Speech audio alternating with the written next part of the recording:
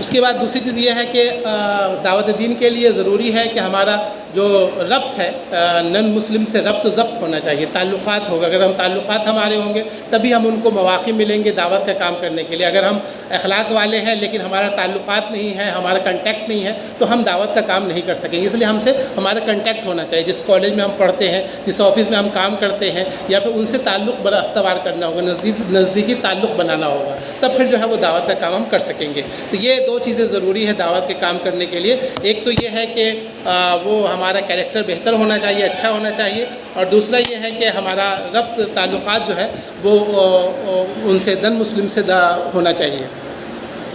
اب اس کے بعد جو ہے کچھ میرے دعوتی تجربات ہیں. تو سب سے پہلے میں ابھی حال میں جو ہے جو تجربات ہوئے ان کو پہلے میں پیش کر دیتا ہوں. ہمارے پڑوس میں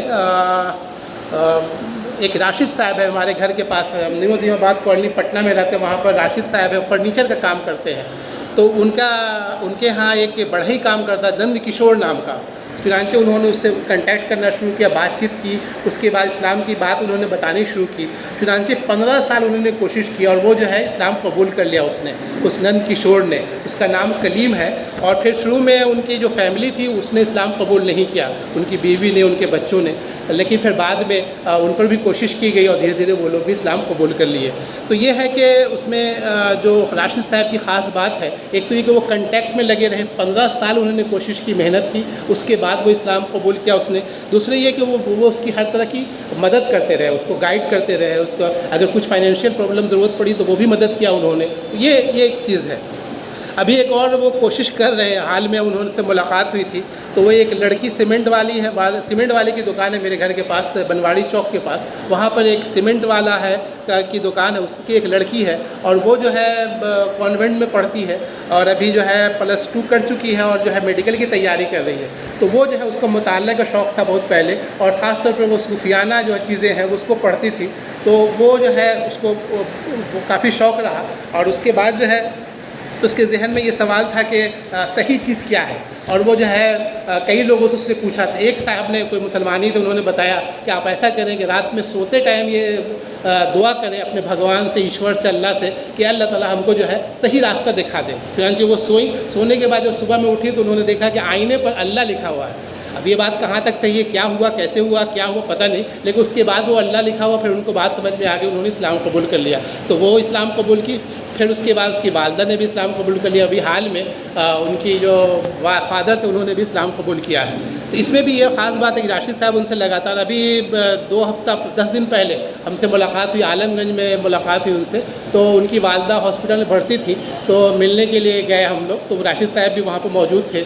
تو وہ ہاسپٹل میں تھے تو راشد صاحب ان کی مدد کے لیے وہاں پہ موجود تھے اور ان کا گائیڈ کر رہے تھے.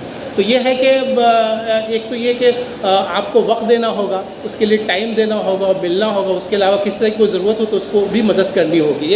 یہ بات سمجھ میں آتی ہے ان کے اس کوشش سے.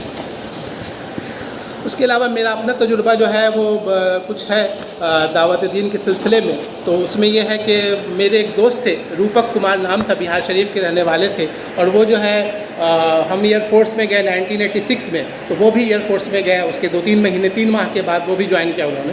اور پھر وہاں ہم سے ملاقات ہوئی. ہم لوگ دونوں بہار شریفی کے تھے. وہ نئی سرائے کے رہنے والے تھے اور ہم بسار بیگھا مغل کنواں کے رہنے والے تھے، پاسی کے تھے.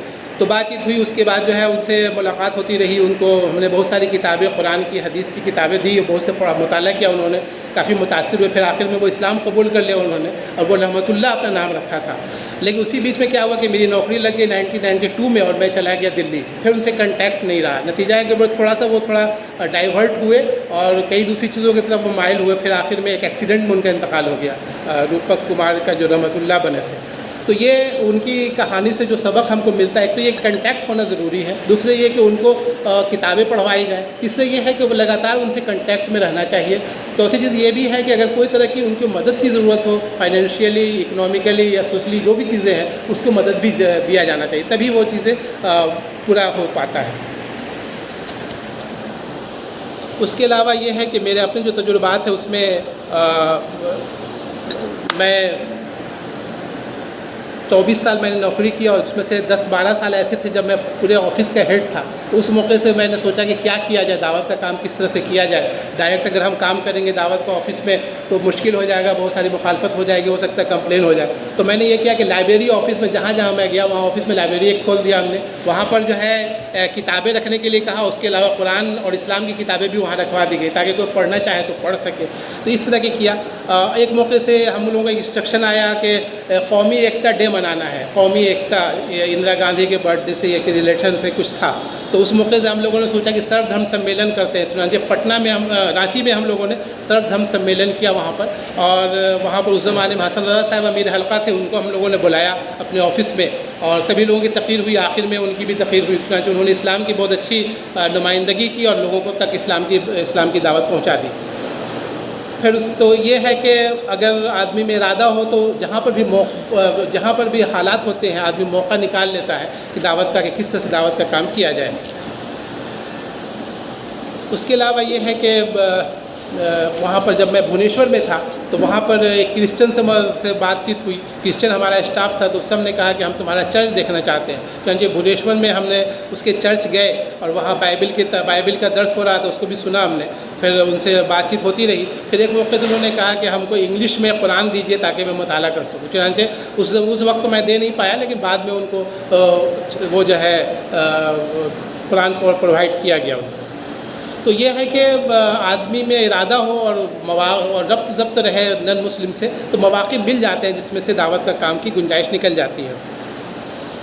اس کے علاوہ ایک اور چیز کہ میں دھیان دوں گا کہ دعوت کے کام کے لیے بک فیئر جو ہے وہ بہت ہی کارآمد ہے. بک فیئر جہاں بھی ہوتا ہے تو ہم لوگوں نے یہ فیصلہ لیا تھا کہ بہار میں جہاں بھی بک فیئر لگیں گے ہم لوگ اپنا دکان وہاں پر بک اسٹال لگائیں گے. چنانچہ پٹنہ میں بک اسٹال لگایا گیا، راجگیر میں لگایا گیا، اور اس کے علاوہ جو ہے سونپور میلہ جب لگا تھا اس میں بھی ہم لوگوں کا اسٹال لگایا گیا، اور جہاں بھی موقع ملا ہم لوگوں نے اسٹال لگایا.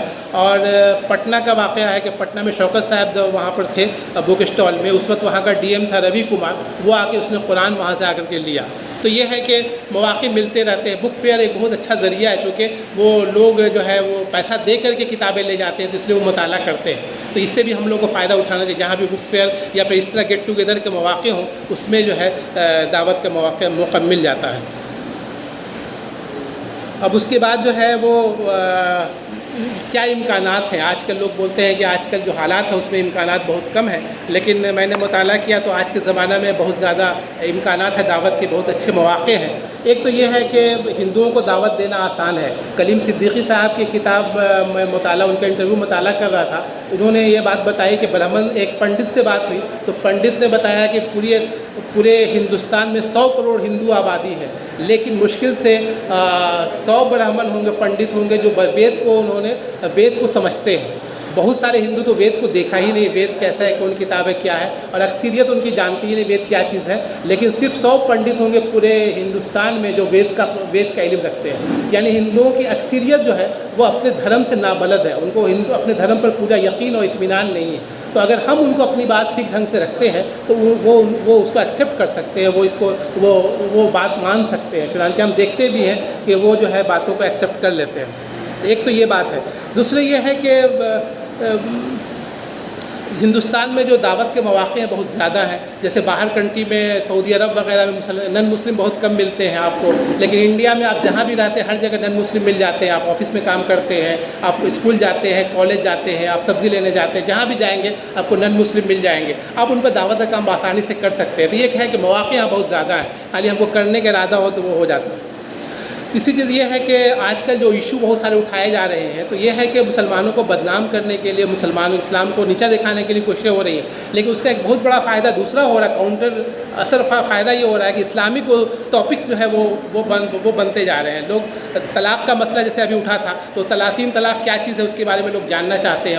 وہ جو اس کے بارے میں کہ کیا ہے اسلام کا کیا حکم ہے، تو وہ اس بہانے قرآن پڑھتے ہیں، حدیث پڑھتے ہیں، ہم سے پوچھتے ہیں. تو وہ ایشو ہم کو اٹھانے کی ضرورت نہیں ہے، وہ لوگ ایشو اٹھا رہے ہیں اور ہمارے لیے موقع مل جاتا ہے.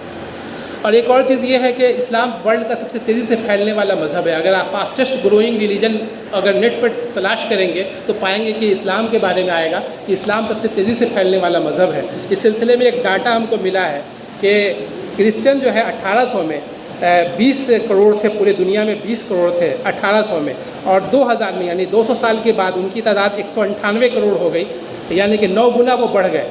और जबकि मुस्लिम जो है 1800 में 9 करोड़ थे और उनकी तादाद जो है 2000 में 129 करोड़ हो गई, यानी 14 गुना बढ़ गई। यानी कि 200 सालों में मुसलमान क्रिश्चियन जो है 9 गुना बढ़े, जबकि मुसलमान 14 गुना बढ़े, और हिंदुओं के बारे में आता है वो 7 गुना बढ़े।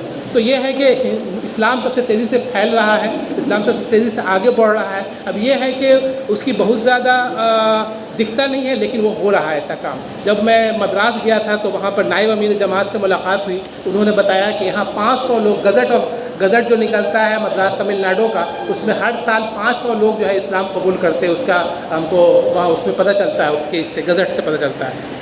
अभी मैं दावत के एक प्रोग्राम में शामिल था, तो उसमें